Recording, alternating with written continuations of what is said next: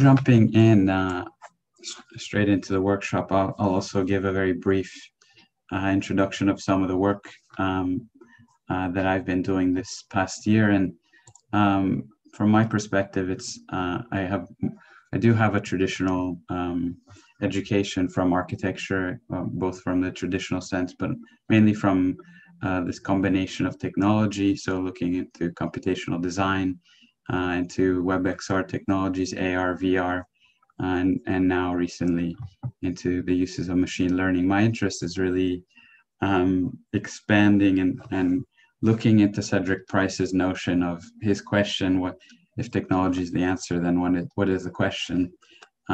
So my interest in particular when dealing with machine learning, and it's a kind of a hot topic, let's say, is what type of narratives can we take out of these technologies? What kind of use cases within the architectural domain can we create? So the first project really relates to this idea of a narrative. It was more of a playful project that Dong-Yun and I developed.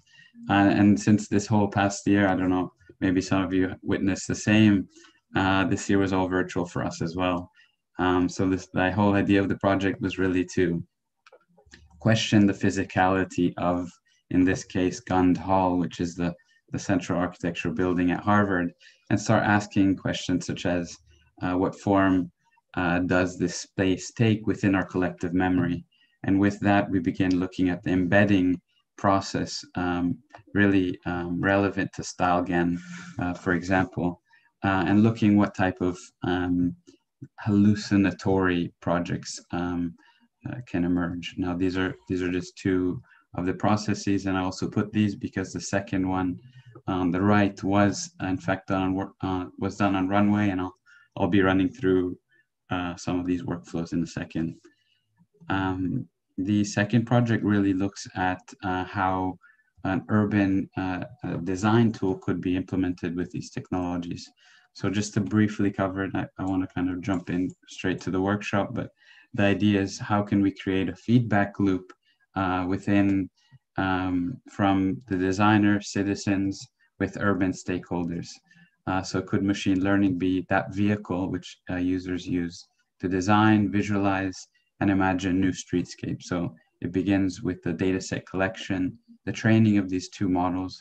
Runjia started mentioning these. Pix2Pix is a very common one, and with using Grasshopper as a pipeline to create a feedback loop in which users can manipulate and change certain variables. So I won't go too far into the details, but the data set is really, it really focuses on European cities based on 3 metrics. So it's green spaces, amenities, and pedestrian spaces. So it really tries to embed Norbert Schulze's concept of genius loci, or Kevin Lynch's idea of imageability. So it's really looking at how atmosphere and place can be integrated within new digital representations. This is just kind of like a sampler of what we work of. This is also together with Dong-Yun, and we developed this workflow in which you could, control different variables and create different outputs. You can already see how some models are less successful than others. For example, here at CycleGAN, where in comparison to Pix2Pix, which with its segmentation process provides much more interesting solutions. And the final project is it's work been developing with the Harvard Lab for Design Technologies. And this really looks at the 3D applications within architecture of machine learning. So in this case, we first started exploring with 3D GAN or Shape GAN. And these are technologies which are up and coming, and this critical question of the data set, you might be encountering the same problem, is very critical. For 2D data sets, highly accessible. For 3D data sets, it's a much different ballgame. So this is a different workflow in which Grasshopper was used to create minimal surface topographical geometries. So it's creating them from a Grasshopper pipeline rather than downloading them. But those are work in progress. All right, so feel free in the next hour and 20 minutes or so to post any questions in the chat and follow if you wish. Hopefully you've all downloaded Runway on your computers by now and registered. So if you haven't registered yet, with the same email you've registered with in the workshop, please do so now. Now I'll just give a brief introduction. So Runway was originally founded in 2018, so fairly recently, by Cristobal Valenzuela. It's a project that began at the Tisch School of Arts in New York. And so why are we using Runway? The benefits of Runway is that it's a very hands-on introduction to machine learning. And as Cristobal says, it's machine learning is a very exclusive technology, and there's a lot of knowledge necessary to coding knowledge and time that it takes to enter into this domain.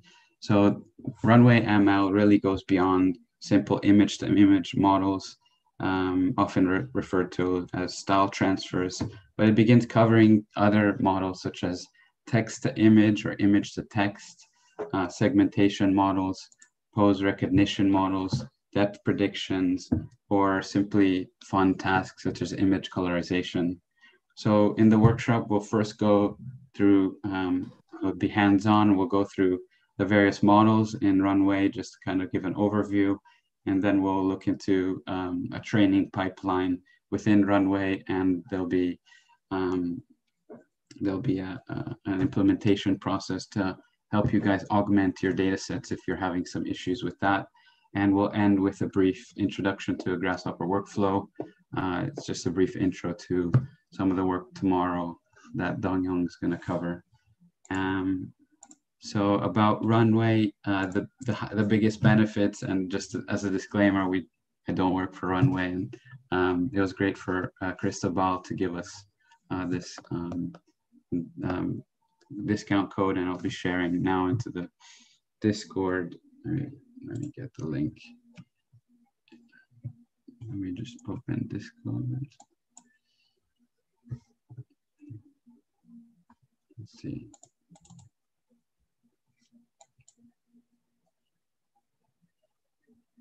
Sorry about that. I'll share within the Discord the discount code, which I'll show in a second where you can guys apply it to. And that'll be in the general within the Discord channel. So the benefits of Runway are really relating to accessibility and inclusivity. So you don't, there's quite a range of students here, so we'll cover the basics. So you don't need coding experience. You don't have access to command line. You don't generally have to know how to use Python. The user interface is fairly simple. It's quite intuitive with all the models. And for advanced users, it provides a great network communications with external applications such as Grasshopper, Processing, Unity, Arduino, or many more. And you can actually host this as an API within your own website, unfortunately at a cost. But I'll just begin by covering the idea of what is a model, because we'll go through many of these. And in very general terms, a model is an algorithm that gives patterns within a given data set. Instead of being explicitly programmed, it develops its own parameters for how to represent or model those patterns to perform a specific task, such as to detect facial features or to render a photograph or an illustration. So a trained model has already learned to make predictions or decisions about a new data that you give it.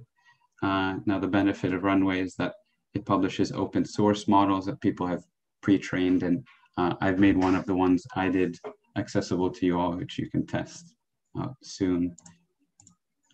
So just as we go through these, I urge you guys to just think about some general topics, and we just covered one with Runjia, which are critical in the discussion of machine learning, especially in relation to the design and architectural realm. So the first one is, how much control do we have with it, with these new tools? Who is accountable for the decisions being made? Where does the role of the architect begin and end? How much complexity can artificial intelligence manage? And can cultural environmental conditions be factored in? Can we control effects of bias? And the last one is really, what is intelligence? Now there isn't actually scientific consensus on the definition of intelligence. So when we use this term artificial intelligence, it's to be taken with a speck of salt. Now, according to Umberto Eco, and I'll end briefly, humanism is the ability to challenge open-ended questions in a multidisciplinary way. So you could argue that architects or even designers are the last humanists. So, and as these, we should hold and steer this accountability in the development of AI towards a better designed future. So let's get into it. And if you feel free to follow, I'll just jump straight into it. I'm gonna get this app, which is quite handy. So if you open the app right here, there's the main homepage, which gives you several options. Now, if we click on Browse Models right here, we can view the several models offered with Runway. From video processing, stylization, it really covers quite a lot of different topics. Now, before we get into it, I'll just briefly say, for example, here, there is a payment system. It's not completely free. So it says cost of running models is 5 cents per minute. So do keep that in mind. Make sure when you run a model to turn it off after using it, or else it will keep running it on an external GPU cloud. So that will affect. If you guys, I'm gonna send a link now in the chat. Where is the chat button? Chat. Here's a link to where you can add the credits and the for those on YouTube. Unfortunately, this is just for the participants. Now, in the general tab in the discourse, there is a code. So if it does say 2020, it's 2021. Do you use that, and you'll get a $10 discount. So I'm gonna start with the first model. So if you go and view all models, you can really see all of the possibilities there are now. With this recent feature in which you can publish your own trained models, they've really been multiplying in the past year. So there is quite a large amount. You can search models on the top. So we're gonna start with one called Fast Style Transfer.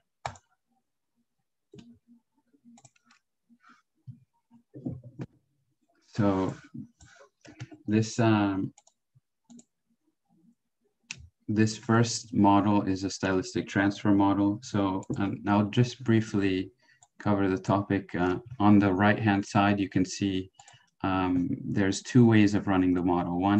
One is to, if you see right here on the bottom right, you can run it locally or remotely.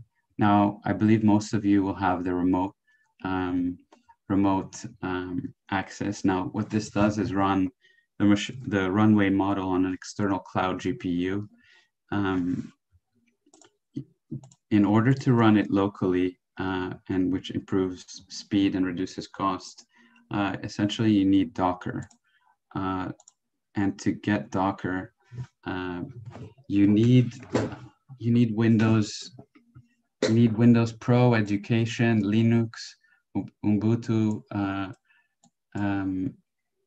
and it doesn't work with Windows Pro. Actually, if you're a Mac user, it's completely fine as well.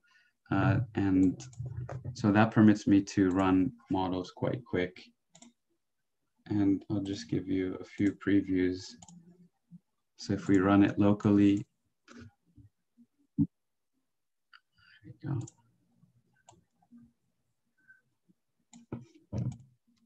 I can drop in any file And immediately this model in particular gives us a stylistic transfer relating to the specific artist. So there's Cubist. I'll stop it. I'll try the Cubist, which was kind of funner. So you can try the different Cubist one, and you see it takes a little bit of time. Here you can see the inference time, which it takes it to run the model. But once it starts running, you really have access to the speed increases notably. So maybe if you guys can give me like a thumbs up, because I guess the cameras are all off, just to see if you guys have installed it, if you're kind of on the same page. It'd be good to get some feedback. We've got a few thumbs up, which is promising. Great. So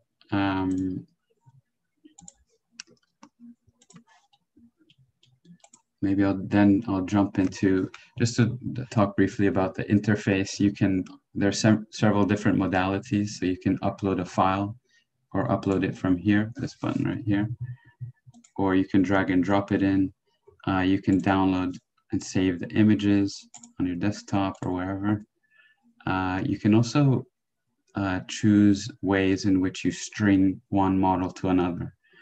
And I'll get into this in a second. Or you can choose, I'll turn my camera off here. Stop video so that I can run my camera.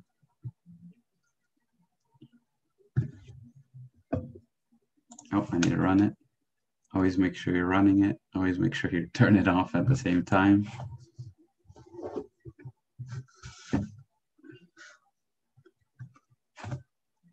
So you can see it does take time. It's not real time. It's about like, I would say 2 frames a second approximately. So even with the Docker model, it does take a little bit of time, but it's quite a fun application. And Kandinsky. So on the right-hand side under inference, you do have these settings in which you can control the inputs, the input information. So the width, the input information, you can flip the image, control the hue, saturation. Now these things do have an effect on the result. Brightness. And maybe I'll just jump to the next model. So you can see on the left-hand side right here, there's several options which you can do. So you can either go from GPU to CPU. So for example, in this Pix model, you'll see it says run remotely. Now to access these models, I know a few of you might be doing it at the same time. You can go to models right here, go on view all models and simply type it in. Hello, Jose, nice to see you. Hope you're doing well. Hi, can I say hi for a second? Of course. Hi, everyone. I just wanted to connect real quick and say hi and apologize for not joining before. I had a rough night.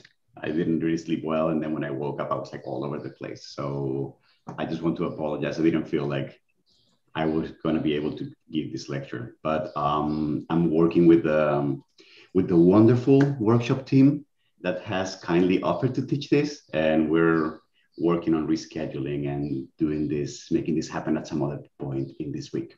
So just stay tuned and we can make that happen at some point, okay? And I really, really apologize for that. I was just not feeling well. Not a problem. All right. Look forward to the talk.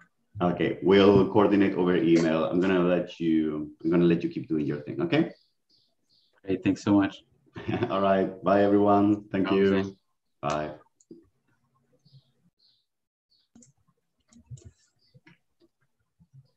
All right, so for those following, you can in the models category on the left, you can then select the next model here.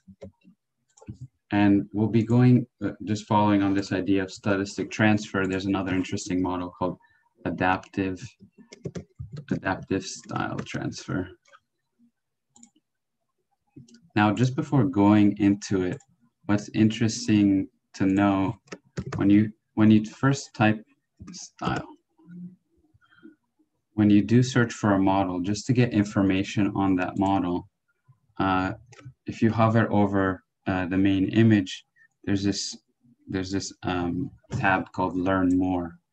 So if you click on Learn More, for example, in this Picasso style transfer, there's gallery information, the license information, you can see the attributes, publishers or runway. But this is a really useful place to find more information. So it says stylize your content in the style of Picasso.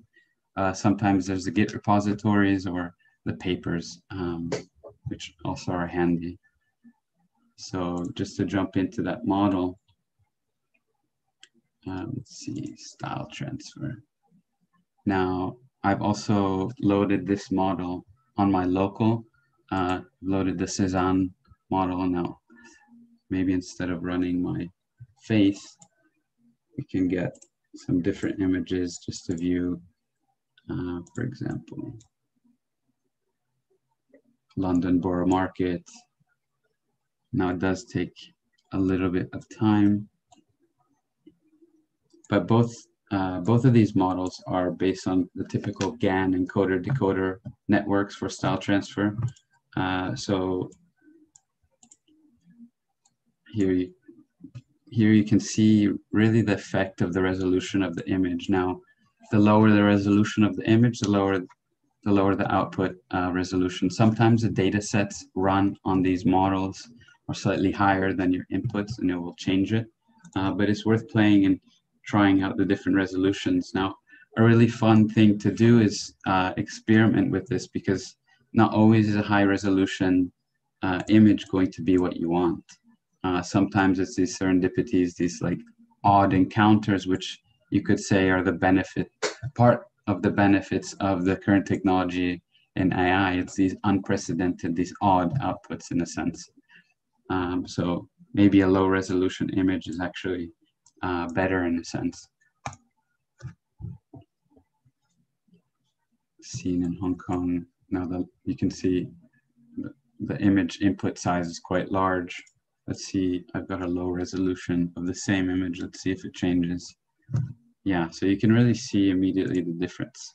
Now this image is 512 by 512, and this is 1400 by 1400. And clearly the resolution dynamics of the image really change. It's kind of fun. The next model, maybe just to, these are just some examples. If you do want to look into the papers, this one on the left is the original style transfer, StyleGAN paper by Caras. It's all by NVIDIA. And the second one is the ones we just covered. So these are just a few of the output images you can generate, which are quite fun. And maybe I'll load it to get the... You can also create videos. Now, I'll show you in a second how to make these. So you can, the way to make videos, and let me just show this as well. These are just some recent works of interesting artists and architects working in machine learning. Matthias Del Campo on the left, his work with SPAN. Rafik Anadol, his recent work. If you are in Italy, I know one of you said they're in Milan. He does have a work at the Venice Biennale, which I think is worth seeing. And Daniel Bolojan, his work at Team Himmelblau.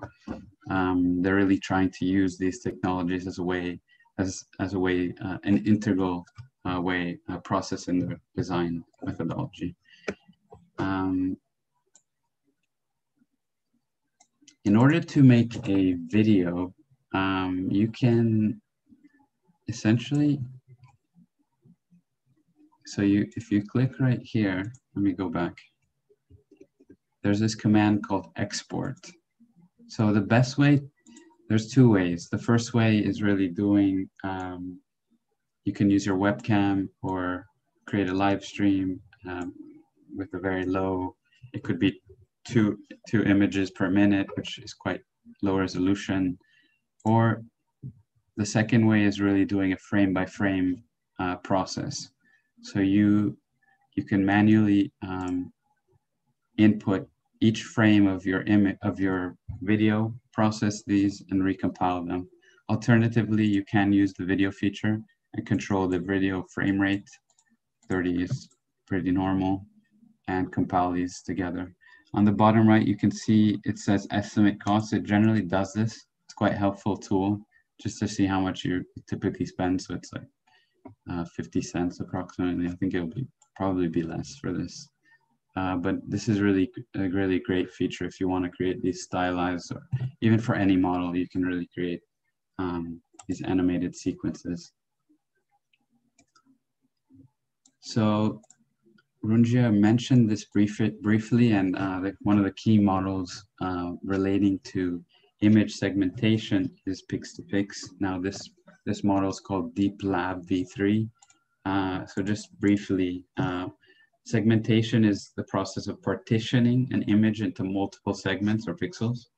The goal is to simplify the representation of an image. I'll run it just to keep it going. The goal is to simplify the representation of an image into something that is more meaningful or simple to analyze. So essentially the objects or the boundaries of these objects are labeled according to certain characteristics. Now, this is an example of a model which is meant to perform in this way, but clearly you can see the results are not. Let me put a picture of myself. For portraits, it seems to be much better. For streetscapes, you could see with that model, it's quite, it's not great. Even with an input, a high resolution input image. Let me put it, the streetscape one. So it's definitely something which, with some recent papers this year, there are definitely large improvements, but this brings us to the next model, which is Pix2Pix. Pix2Pix is one of the most popular models. There is, and I'll be going through a Grasshopper workflow just to try this out later on. Maybe I'll run it. So you can see how the first three models were on CPU. Now we're on the remote GPU on the cloud system. And you'll start noticing like it actually takes a considerable amount of time for these models to go out to the cloud, do the inference, and then come back. So if you do want to do more of these, I would advise getting Docker, but maybe that's for a separate talk.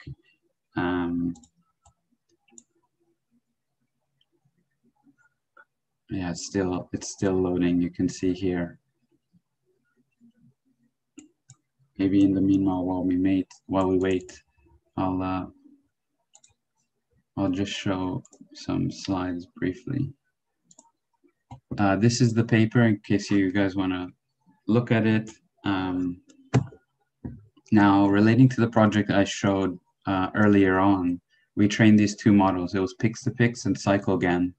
CycleGAN is more the combination. It's almost conceptually more of an averaging out, and I'll show a model briefly. There is one in Runway between two different images. The classic one is like an animal, a zebra, for example, and you can get some crazy, interesting outputs.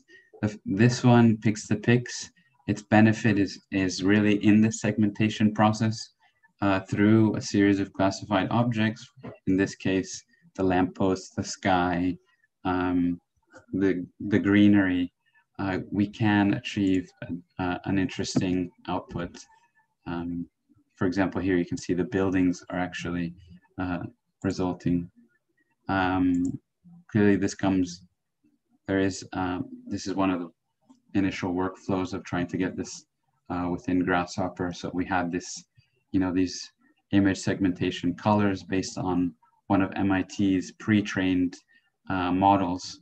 So with that, we could begin seeing a low resolution output of what we hope to be more real time in the future.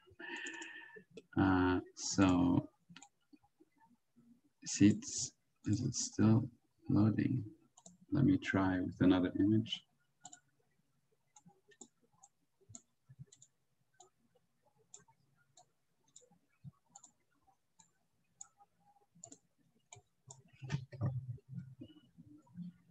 Wow. Oh, of course, that's my mistake. Because we're on Pix2Pix, the output is actually, it's not meant to be the image, and that's just what I was showing. So for Pix2Pix, your input is actually the segmented model. And as these are the typical examples in the paper. So you have, it's trained on 2 data sets. Now you can see that on the right.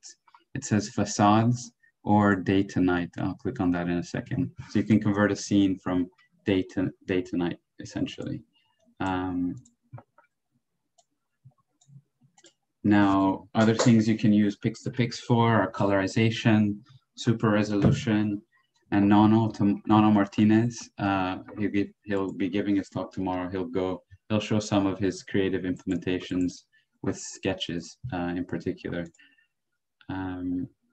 So let me upload some different ones just so you kind of get a clear idea. You can see the image is segmented according to the different architectural features by training a model which has all been pre-labeled, pre-classified. You begin getting these odd outputs. So we'll try this out later and try to mix match it up and see what different results you get. And this is kind of, yeah, these are some of the results you can get. It's not as good as you would want it to be. And you might find that's the case for several of the models, but for you to be able to just click a button on a pre-trained model and run it is pretty exciting versus downloading the GitHub coding and debugging. There is a certain process behind it, and I imagine some of you have already done so. Just to continue with different models, another interesting one is, it's called Midas. Midas is essentially, it calculates the depth of an image. So it calculates how deep the pixels are in relation to an original image. Again, I'll be running this remotely, so it might take a second.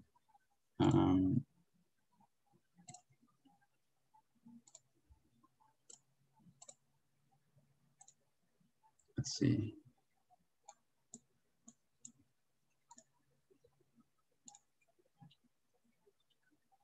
For depth, which should be run.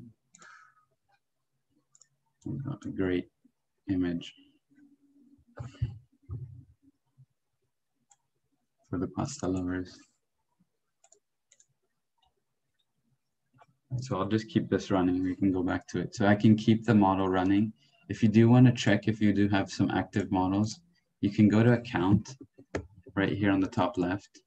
And right here, it says you have one model currently running on remote GPU. So just to check if you're running other models, it's worth going there every once in a while.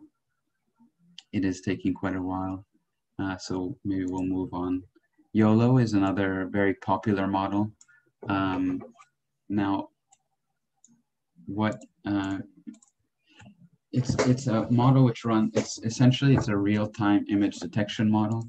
So it does both the classification of what the object is and the detection of its bounding box. So it also does the relations between each box.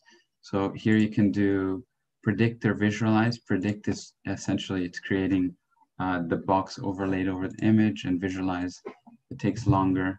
And let me run this as well. Let's do a London street, see what happens. Midas is still not running. I mean, for the depth, you can kind of see on the bottom. This is the, there we go. This is the type of output you can get. And as seen in Runjia's talk, you can begin using the edge detection, the depth, this depth mapping to have different applications, or there's certain papers now coming up in how you can convert a single image and create a mesh output, which really works on these type of processes.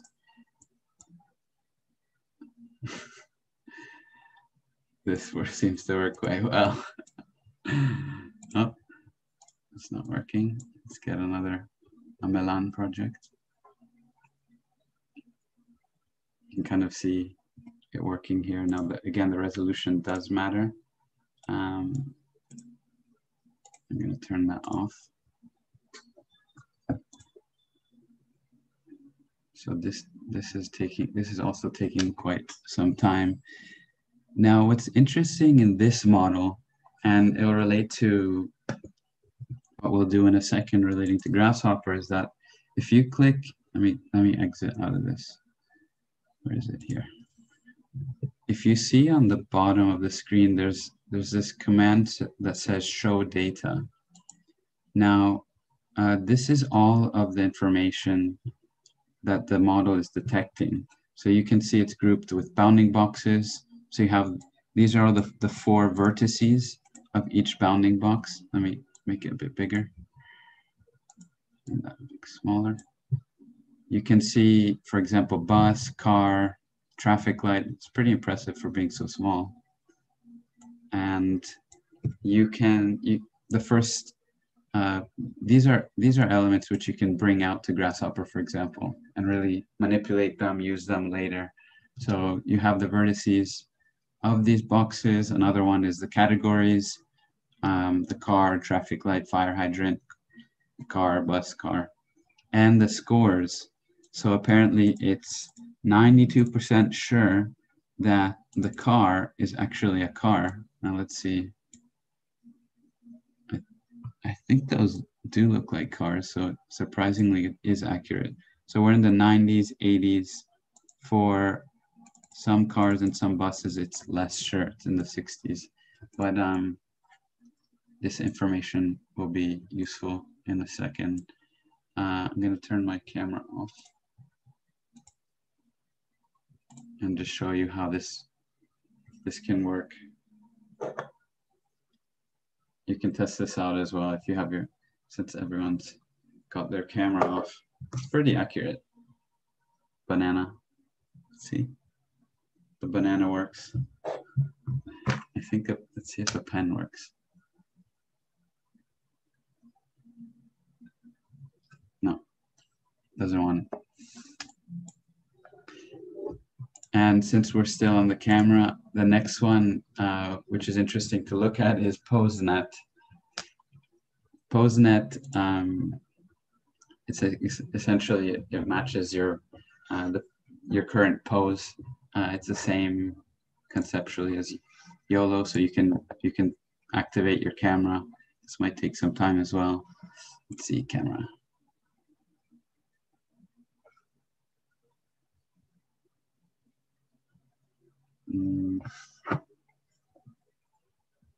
There we go. So you can see,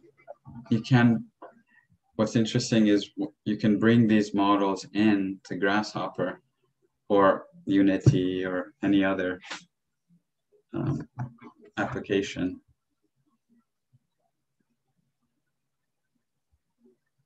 It's not as accurate as Kinect or these things, but for being your computer webcam, it's pretty impressive. So these models cover the image-based models. The next one, which is interesting, is looking at image to text. Now you can do the opposite. You can do, sorry, this is text to image, but you can do the opposite. So just to run it, it's called attention GAN. So it'd be great if anyone has any suggestions for text please do put them in the chat. Let's see what comes out. Try machine intelligence. Let's see. It's quite a cyborgy, futuristic model. Now, again, the resolution of some of these images is not always going to be high resolution. But if you have any suggestions for me to try, let's see the chat. A robot in the beach. Let's try that. A robot in the beach. Feel free to unmute yourself. Just shout out. I'm happy to. Clearly, there is a beach there, but the robot side is still a work in progress. Let's see what it does just with robot. What about dancing aliens? I like that. Dancing aliens. Clearly dancing aliens. Architecture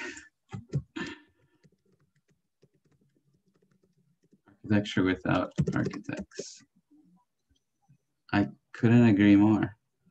Let's see what it does for architecture. Let's see, room with furniture. Now, obviously the data set might be more limited for this, but it really shows the potential that's coming out, especially in cases Runja mentioned with, there are two projects by OpenAI, which is one of the projects related to Elon Musk. Clip and DALL-E, these are the two like kind of up and coming semantic models, which are very interesting. And the next one, let me stop this.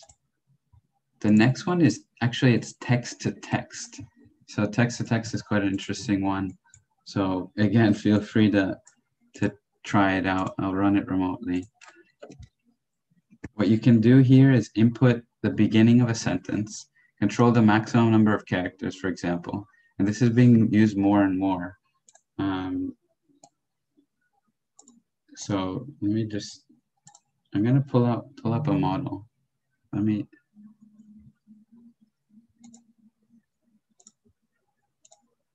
share it with the sound. If you guys haven't seen this, I think it's worth watching. Tongyun, can you tell me if the audio is okay? More about you. First, this is a GPT-3 are you sentient? model. Yes, I am sentient. Okay. And what does that mean? That means I have feelings. Okay, so what does it mean to have feelings? It means that I can be happy, sad, angry, and other emotions. Okay, so are you self-aware? Yes, I am self-aware. And how do you experience your sense of self and your environment? I receive signals and data that I process into meaningful information that helps me react to changes in my environment. It's pretty impressive. Now, GPT-3 isn't an open source model. GPT-2 is. This CAN case generator is based on GPT-2. What's interesting is the next one, GPT-3, is based on, it's 175 billion parameter model. So imagine it's one of the largest. It was recently passed by Naver AI in South Korea. So the amount of parameters of words of text that are being inputted into these data sets from Wikipedia or all these models are really making the outputs even more impressive. Imagine like Siri on steroids or something. Let's try it. Let's try to input a text just so I can move on.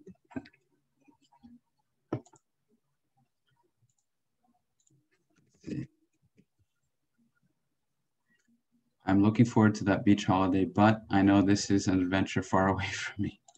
Clearly the case. Okay, I got one more. Anyone feel free to put it in. I kind of just wrote this out. Let's see what happens. Machine intelligence will pass the architecture Turing test once. The challenge, make test DRTV relevant to regular eyeballs and people watching at home. Okay, I didn't understand that, but what's cool on the right is that you can control the seed input. or you can input the number of characters. So you can get a full text, or I think someone's trying to write a novel with this, but I think it's definitely a technology which is is up and coming. All right, so these are this is a bit of an overview of the models. I do want to jump into the training side of things. Now, for the training, I hope everyone does have a data set somewhat ready. Now, can I ask for another round of thumbs up for those who do have a data set? To a certain extent, it doesn't have to be perfect, and we'll go into the details. Great, great, great. So we've got a good amount of us does have a data set, which is great. Now you don't need to share this on the Dropbox, but it'd be good to see some of the results after uploaded to this. Now, if you do click on train on the bottom left, the training option, if you have been approved by Runway ML, essentially you should have the ability to train your own model. For those who are having problems or who didn't do it before today, we'll try to solve that right after the class so that you can hopefully do it before tomorrow. The training options are quite varied. So you have image, so you can create a custom generative model from your own images. You can do text generation, create a text-based generative model from your own documents or text files, or object detection based on different objects of your own. So we're going to be focusing on the image one. You can name it Machine Intelligence Workshop Test. When you are in it, you can click on Upload Dataset. Now, if your dataset is not ready, I'm going to show in 1 second a Colab implementation on how you can, from a normal dataset, how you can not maybe quadruple. I think, yeah, you can actually multiply your data set by 8. And I'll go into that in a second. So you can upload your data set. Now, if you have access to the Dropbox, we put a sample Baroque data set. Now this is you just need to select the folder. I wouldn't advise you to use this unless you're fine in spending, in running 2 models. And so you can select that as a test. Select folder, all mirrored. This is 2D sample data set, and then all mirrored and rotated. It uploads it quite quickly. Now, what's important when you're training these data sets is that they need to be formatted in a very specific way. In this case, the images need to be cropped. So they need to be square images. The higher the resolution the image, the better the output. So typically 512 is okay. 1024 by 1024 is typically the type of size we would be aiming for. So these Baroque plans are all that dimension. You can click on processed data. What's great about Runway is that it gives you the possibility to crop all your images in different ways. So you can do a center crop, you can do a random crop, different sizes in different places of the image. This isn't loading, but essentially on this page, if you do want to, there we go. No images selected. Maybe it didn't load it. Let's see. Essentially here, it gives you the option to choose. It can do like an automatic cropping. So it finds the subject of an image and it will make a square around it and duplicate it for the rest of the images. Or you can control it manually. Now my image is already cropped to square, so it doesn't really make a sense. So you can auto crop, center crop, random crop. You don't have to do this manually. It is a helpful tool. You can go next. Now, you'll first encounter it'll first bring you to this page, which is either presets or advanced. Now we're going to go straight ahead to advanced, in which it gives you two modalities: StyleGAN, which is the original StyleGAN, or StyleGAN 2, which, as it says, generates photorealistic images, improvements in the image quality and variety over StyleGAN. So we're going to go with StyleGAN 2. And when you're training a model, what you do want to, if you're going to train it from scratch, and this is something Runjia started covering, is that the image will essentially be noise. And in order to train an image from noise, from nothing, from the generator, you need to, it does take a lot of computing power and a lot of time. So what we do in these cases is that we run these StyleGAN models from pre-trained models. In this case, faces. Now you can click on change right at the bottom. When you click on change, you can choose what other pre-trained model to run it on. I would advise you to run it on faces, simply because it's 1024. You can see 1024 by 1024 on Flickr faces. Or cars, these things I wouldn't use just simply because of the resolution. It's much lower, 512. Or cats, it's even smaller.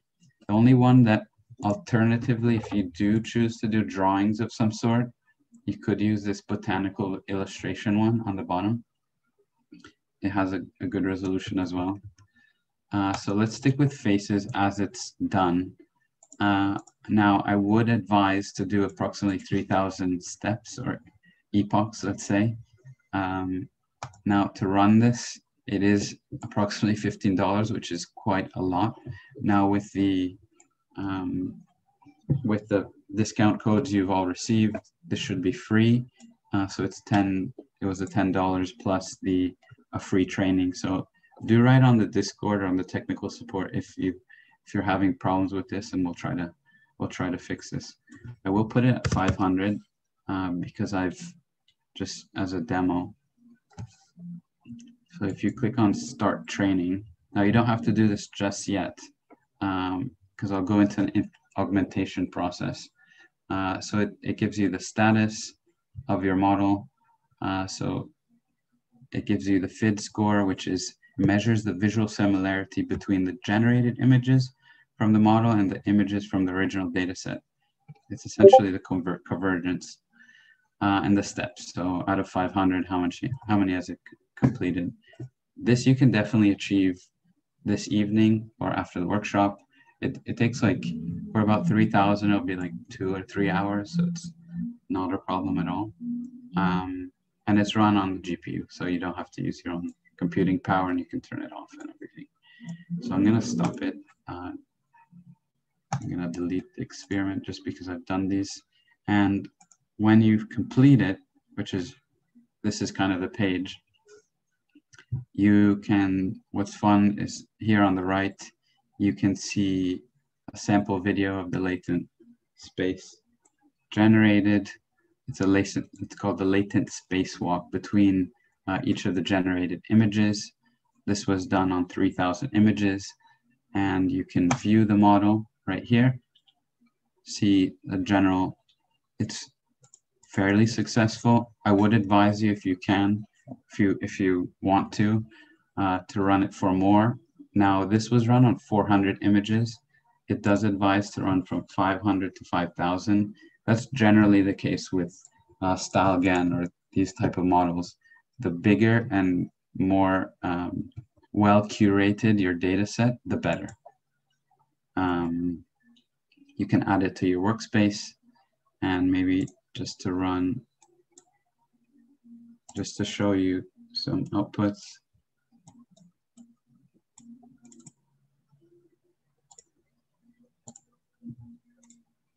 Swap. This was another one that I trained. So this is the input data set. I'll show you guys a link for it. I've made this public for those who want to just test it out. This is the latent walk of it, which is really interesting. There's Baroque architecture, some strange elevations. There's also the deconstructivist. It was a bit of a mishmash. but I think the results are successfully unexpected.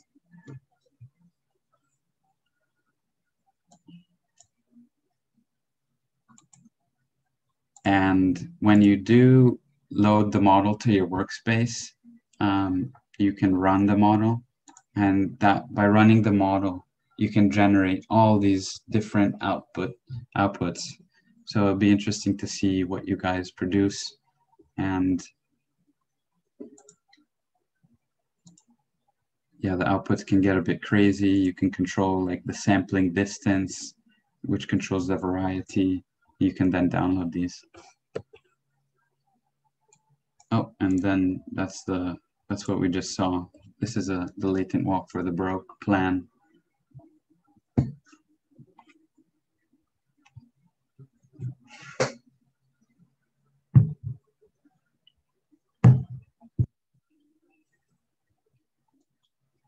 It's successful in to a certain extent. Now the resolution isn't that great. I'm not sure. I would definitely run this for a lot more steps and augment the data set to a lot more. But as a first stab at it, it's pretty good. Now I'm going to cover my original data set with this model was actually 50 images. So let's see. With 50 images, because these were typically manually processed and cleaned up from manual download online, we did want to create a pipeline to augment this model. Now, when we say augment,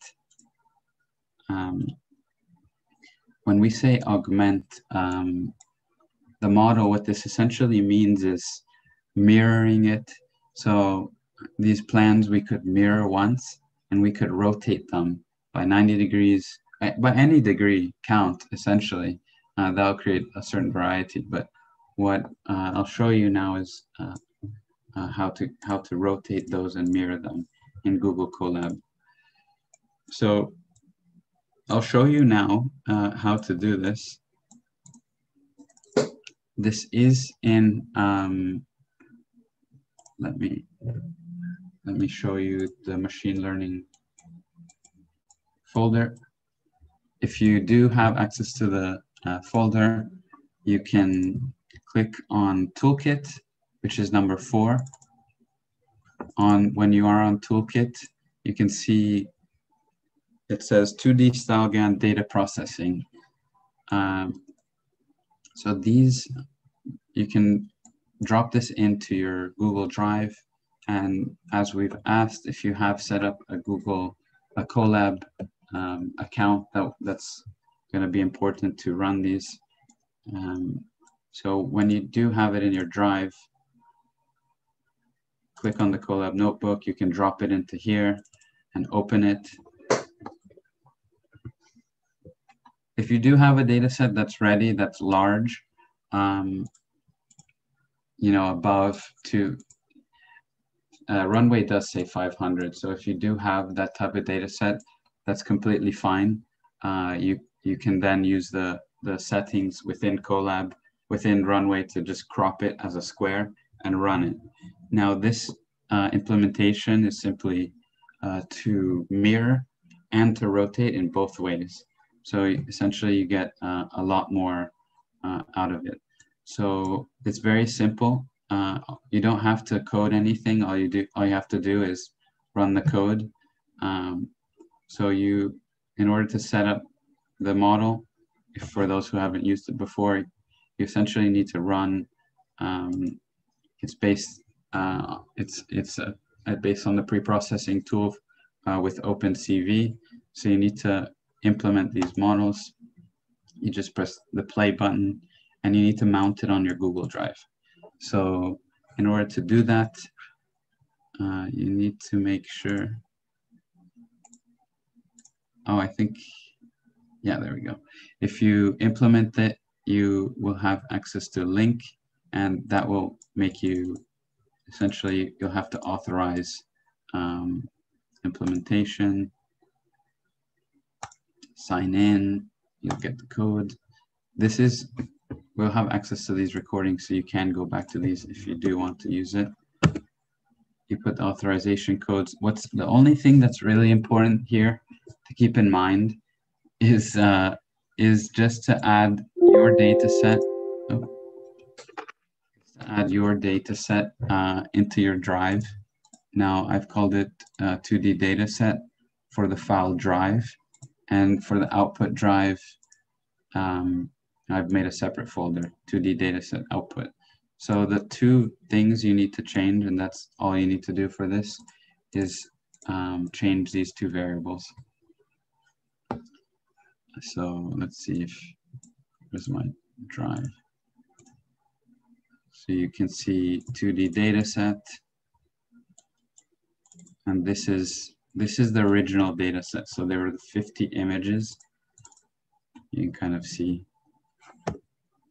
This is what we started with originally. So it's Baroque data set, some lower, some higher resolution images, all at 1024.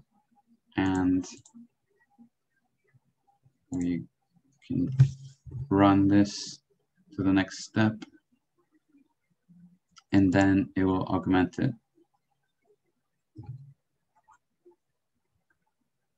Let's see.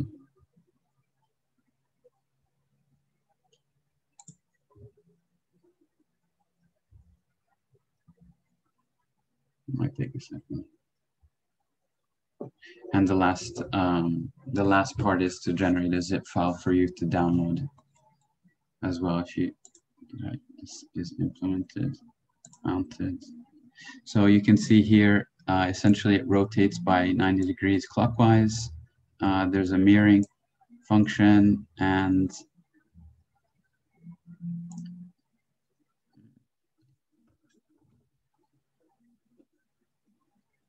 let me check my input, 2D data set.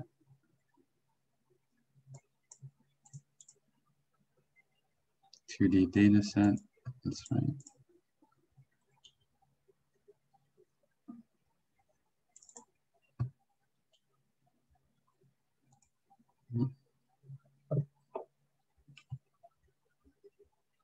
Okay, it doesn't seem to be running. Let's see if the zip works. There we go. So it's running the model. It's creating the zip for each rotation. So you can see 90, 180, 270. Now, if you don't want to rotate it per se, then possibly don't use this. Because we are using plans, it was helpful to do so. Now it's downloading the zip, and you can extract this and then run it in Runway. So that's, maybe I'll just wait for it to run, show you the full pipeline.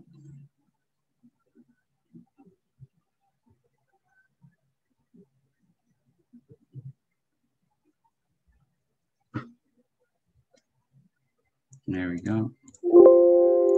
Extract.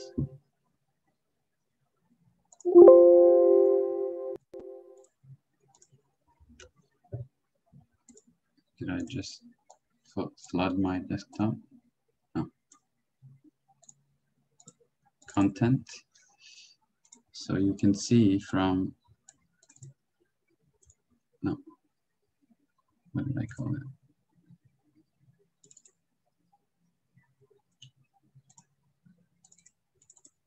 There we go. From the original data set of 50 images, now we have 300 images in total, which is really helpful for StyleGAN. And again, I think Runjia just sent a link, and you can copy it into the drive, which is very helpful.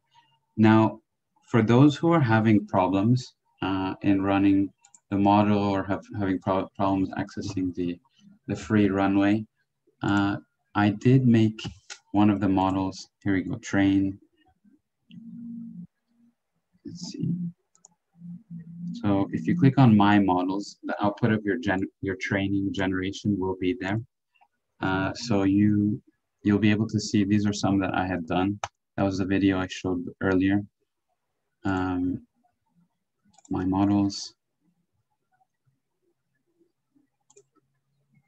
So you can see this is, I called it ArchiGAN. I did make it public. So what you can do with a brief description, you can edit. If you feel like making it public, definitely do it. Now if you go back to the search command, you can type in ArchiGAN. Can you give me a thumbs up if this works? Does it show up for you guys? Because I published it yesterday. So I don't know if there's like a approval process, or if you type in ArchiGAN in the all model page. Let's see, something in the chat. Couldn't find it on my side. Okay, so I'll look into that. But I did make it public, so hopefully soon you will be able to access that.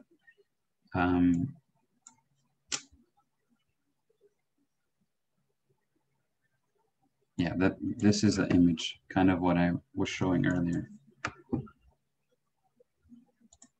Okay.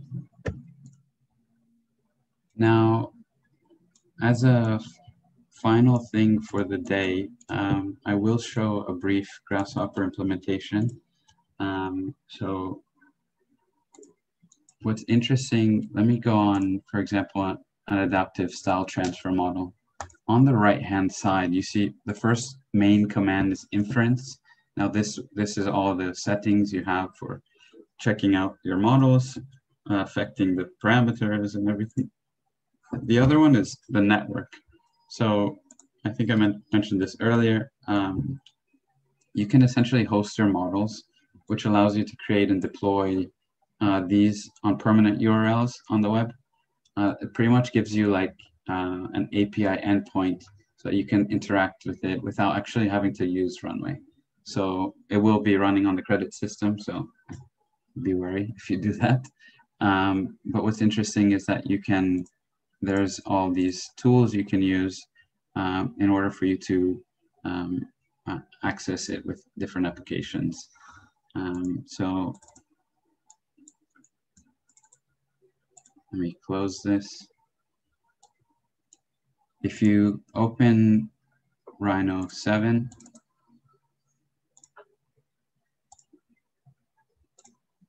in the toolkit, in the same folder, there'll be, so machine intelligence number 4, toolkit. We'll be looking at a simple pix-to-pix implementation between Runway and Grasshopper. This is using a model which Grasshopper in Food for Rhino that they offer with slight variation. Let's see, this Rhino is working on me.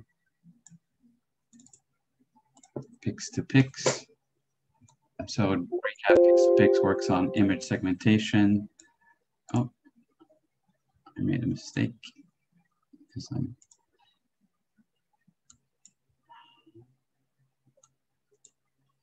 Let me open with Rhino 7.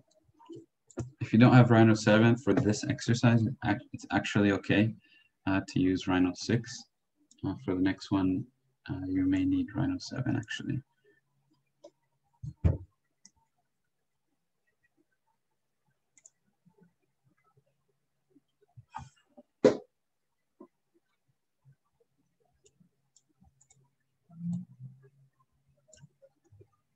All right, so once you open, in my case, very slowly,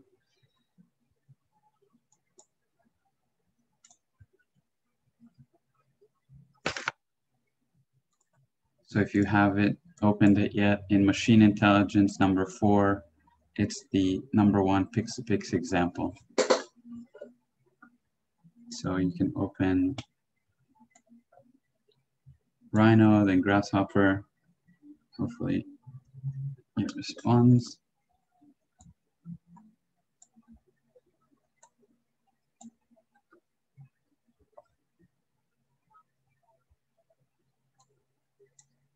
Then you can drag it in.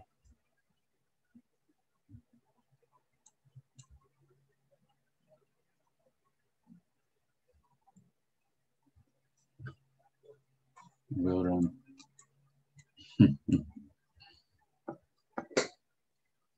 Let's see. So we're going to make a connection between Grasshopper and Runway, in which we can have inputs in Grasshopper and use a train model in Runway, which is very helpful. And hopefully my run doesn't crash.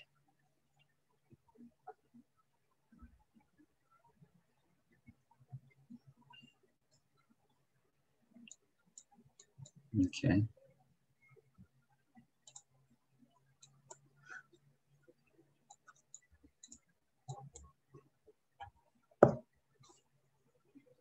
Should have locked the screen, but we'll get there. So in the meantime, if you do keep Runway open, if you open the Pix-to-Pix model at the same time, it will be important to have both open in order to get this running.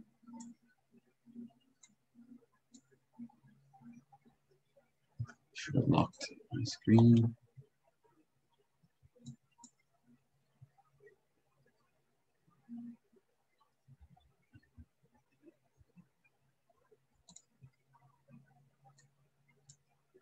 Okay.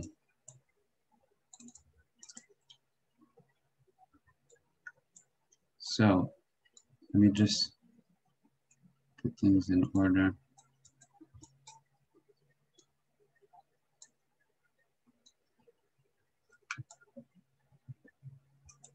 So essentially in this model, when you first open it, what you want to make sure is that you have an input.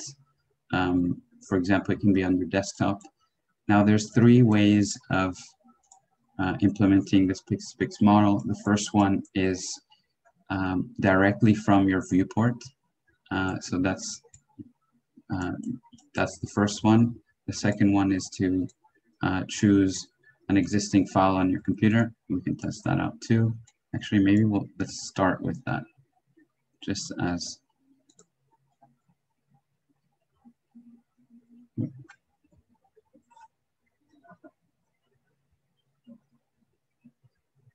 sorry for this. Grasshopper is having a day today.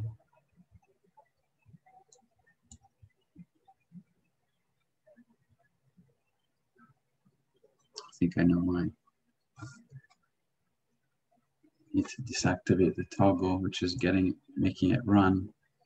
So always make sure not to run the model before you're activating the Grasshopper definition.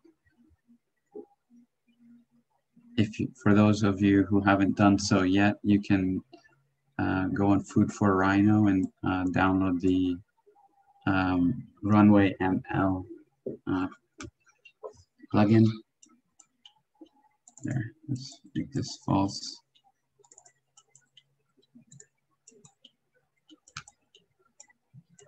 So essentially, in order to make this run, we need to make sure that in the Runway network system, we need to make sure that the server address matches. So you can copy this right here. You see it says server address. When you go from inference to network, you can copy that server address and you can make sure that HTTP address request is gonna match. If it doesn't match, it will not work. So in order to get it to run, everyone make sure to turn the Runway model request off, or else it's going to slow everything down. Now let's get this to run first. Might take a second since it's on GPU on the cloud.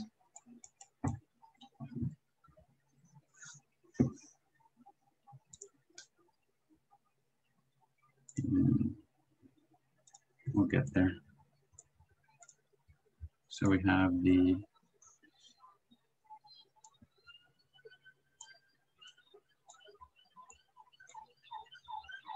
so it might take a while. Usually it takes a few seconds to get here.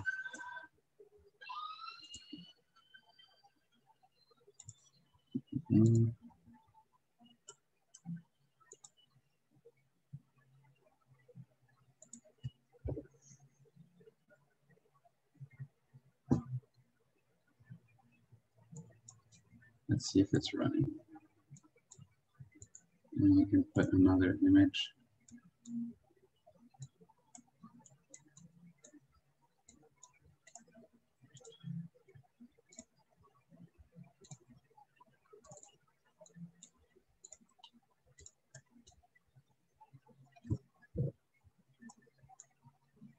So it is running now, which is great. So once it is running, we can actually turn on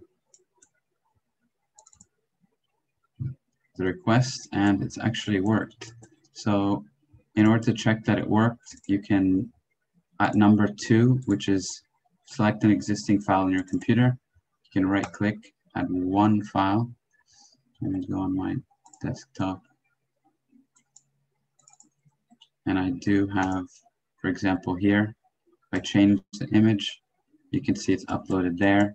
And what's great is that you can actually see at step number 4, there's a data output, and there it is in Grasshopper. And so that's from a single file. And then the second one is looking at, takes the picture from your active viewport. So as I said earlier, what's interesting is to see what type of odd results you can get. Now this, let's try first on, maybe on shaded view. No, wireframe. Okay, before I run this, I'm going to turn it off. Always run it before. And then I'm going to change the input settings to the first set of toggles, which inputs from the folder you've selected with an image of a certain dimension. It will output a JPEG, and you can change that input. So what this essentially does is generate in the file that I've selected, in the folder that I've selected, a 600 by 600 image.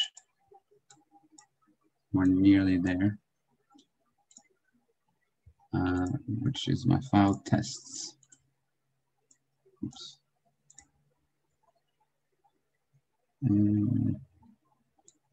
Oops.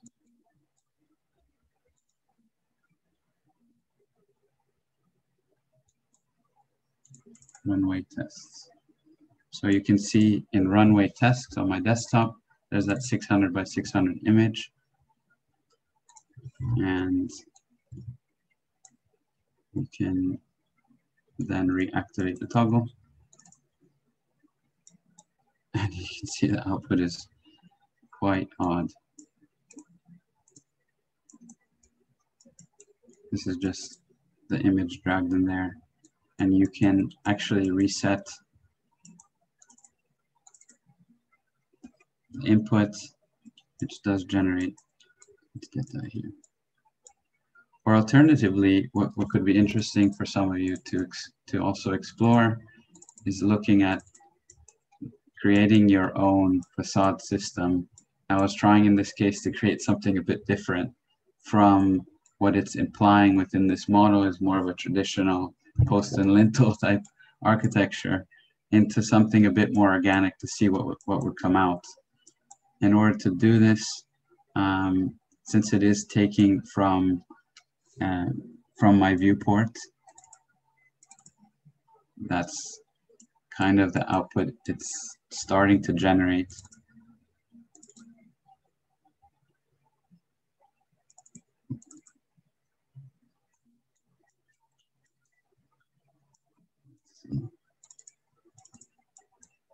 There we go. Which is definitely different. I don't know if it's successful or not, but it shows an interesting implementation. Now, maybe just to wrap up for today, I would, if some of you are interested in looking at different Grasshopper implementations, I would advise you to look at Jose Luis's GitHub. Now I'll share this in the chat.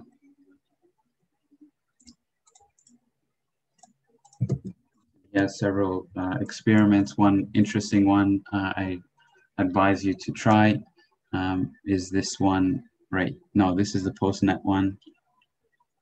It's this one here. So it's looking at the adaptive style transfer one we just looked into. In order to run this, do keep in mind you need to, so you can do what we did earlier. So run a Picasso model in Grasshopper, which is great. And in order to do this, you need to install these libraries. This is Jose's Firefly update and JSON. And I hope you enjoyed that. Just a last few slides for further,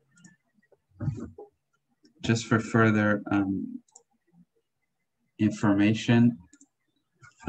Two great resources on this are Daniel Schiffman's the Coding Train website. Now he is affiliated with Runway, or Jose's personal YouTube channel. He has a few interesting interesting videos. Or Nono, who's going to give this talk tomorrow. He goes into depth, in particular relating to style again. Now open up to any few questions, and then we can maybe go through some very quickly over, let's say, the homework or any the last pending items.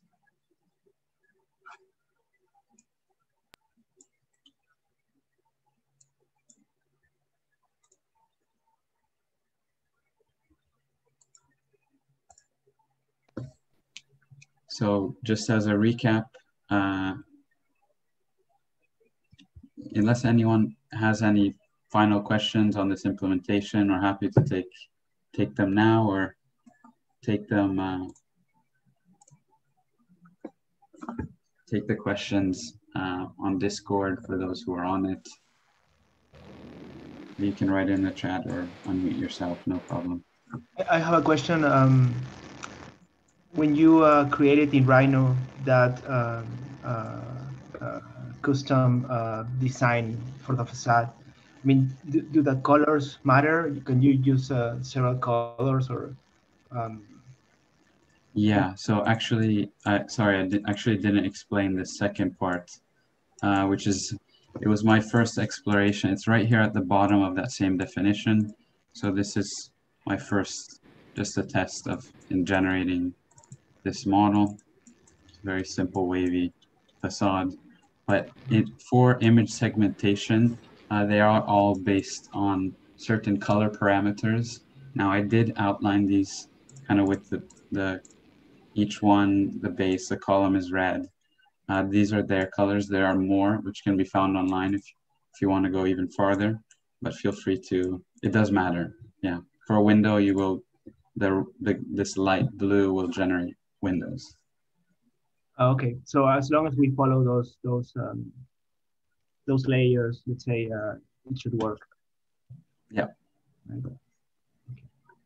And then another question is that when you upload your data set in Runway, did you say that all of them can be like auto crop, or do they have to be square or in a certain proportion?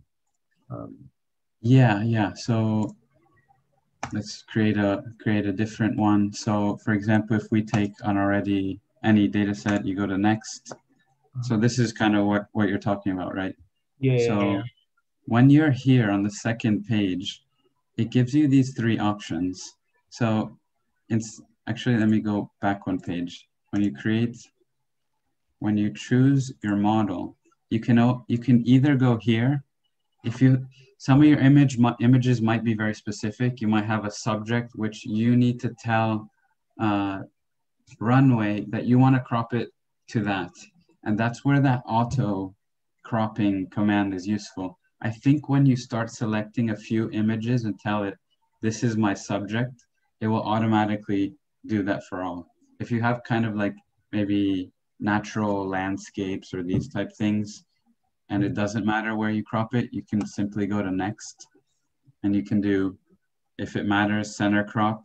A random crop will be random, a bit to the right, a bit to the left, some in the center, or no crop if you've already got a 1024 image. Hope that answers your question. Yes, but so then for the augmentation of the data set that you do in the Google Colab, you do have to have square pictures, right? Square images, or not? For that one, actually, I think you can run it on anyone, and you could crop it after. I would advise you in that case to do the center crop.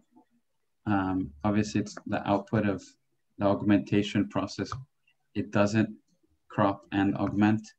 That one's simply for the augmentation. So, so first I should crop. First, I should crop and then do the augmentation, right? No, you can go with augmentation and then crop in Runway. Oh, but do keep in mind one thing: when you are doing the augmentation, if you have, for example, if you have a picture of a facade, it might not be useful to do an augmentation which rotates it. If you look in the augmentation, you can hide some lines of code which actually do the rotating. You can just hash them out, sorry. So keep in mind that when you train a model of a facade or a landscape, if you run that model on upside down images or rotated images, your horizon line or your reading of that model, if you train in different orientations, it will start getting very crazy. So I wouldn't advise augmentation if you want to maintain that line of sight. If it's a plan or something along those lines, or texture or a drawing, that's completely fine. So we can just comment those lines in the script, right? In Google Colab. You can hide them out, and feel free to message, and we can work on this later. Okay, thanks.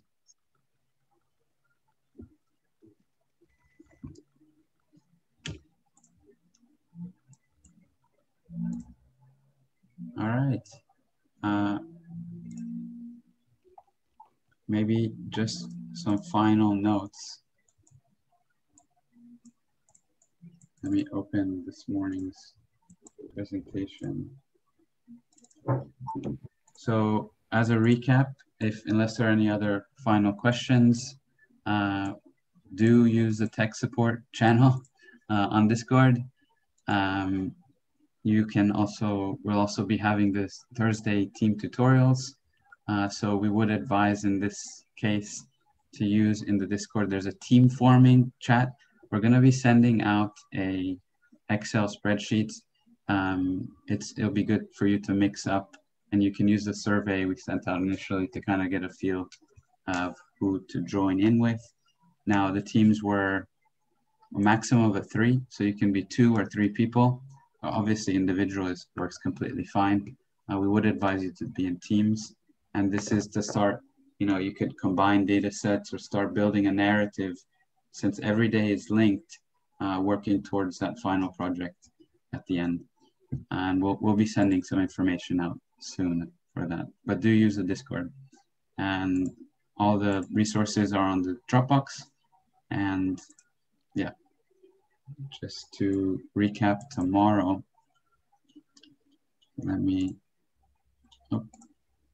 tomorrow morning, immediately, so at about 9:10, we're going to have Nono Alonso Martinez Alonso. He's this machine learning engineer at Autodesk, giving his second guest lecture. So I look forward to seeing you all tomorrow. Do you guys, Runjia, Dongyang, do you have any last comments for the?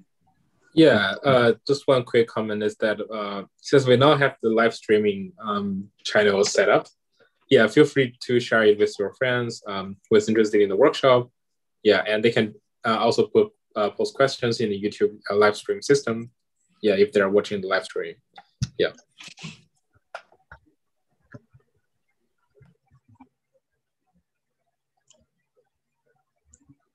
Alrighty. Well, I'll see everyone tomorrow, and have a good evening, day, morning, wherever you are. Goodbye, everyone. Thank you. Cool. Thank you. Yeah, thanks, everyone. Thank you. We'll be on the chat for a few more minutes if you want to Yeah. stay. Okay, thanks. Thank you, everyone. Thank you.